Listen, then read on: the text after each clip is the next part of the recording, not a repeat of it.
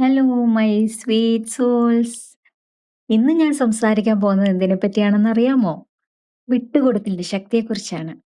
നമ്മുടെ ജീവിതത്തിൽ പലപ്പോഴും പഴയ വേദനകളും നിരാശകളും കുറ്റബോധവും ഭയവും കോപവും നാം മനസ്സിൽ സൂക്ഷിച്ചുകൊണ്ടിരിക്കുന്നു. എന്നാൽ അവയെ മുറുകെ പിടിക്കുന്നത് നമ്മുടെ മനസ്സിനെയും ജീവിതത്തിനെയും ഭാരപ്പെടുത്തുന്നു. വിട്ടുകൊടുക്കൽ എന്നത് തോൽവി സമ്മതിക്കുന്നതല്ല, മറിച്ച് നമ്മെ പിന്നോട്ട് വലിക്കുന്ന ചിന്തകളെയും വികാരങ്ങളെയും വിട്ടയച്ച് പുതിയ സന്തോഷത്തിനും സമാധാനത്തിനും നമ്മൾ അവസരം നൽകുകയാണ് ചെയ്യുന്നത്. ശരിക്കും നിയന്ത്രണാതീതമായ കാര്യങ്ങളെ നമുക്ക് പഠിക്കാനുള്ള അവസരമാക്കി ജീവിതം മുന്നോട്ട് പോകുന്നത് നമുക്ക് ജീവിതത്തെ കൂടുതൽ ലളിതമാക്കാൻ സഹായിക്കും. സ്വയം സ്നേഹിക്കുകയും സ്വയം ക്ഷമിക്കുകയും ചെയ്യുന്നത് വിട്ടുകൊടുക്കലിന്റെ ഒരു പ്രധാന ഭാഗമാണ്.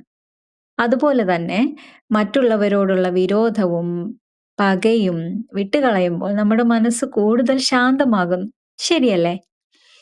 അത്ഭുതങ്ങൾ പലപ്പോഴും അവയെ നിർബന്ധിച്ച് നേടാൻ ശ്രമിക്കുമ്പോഴല്ല സംഭവിക്കുന്നത്, മറിച്ച് പഴയ ഭാരങ്ങൾ വിട്ട് പുതിയ സാധ്യതകൾക്കായി മനസ്സ് തുറക്കുമ്പോഴാണ് ജീവിതത്തിൽ നല്ല മാറ്റങ്ങൾ കടന്നു വരുന്നത്. ജീവിതം മുന്നോട്ടു പോകാനാണ്, അല്ലാതെ ഇന്നലെ സംഭവിച്ചതിൽ കുടുങ്ങി കിടക്കാതെ ഇന്നിനെ സ്വീകരിച്ച് പ്രത്യാശയോടെ നാളെയിലേക്ക് നടക്കാൻ പഠിക്കുമ്പോൾ യഥാർത്ഥ സ്വാതന്ത്ര്യവും സമാധാനവും നമുക്ക് അനുഭവിക്കാനാകും.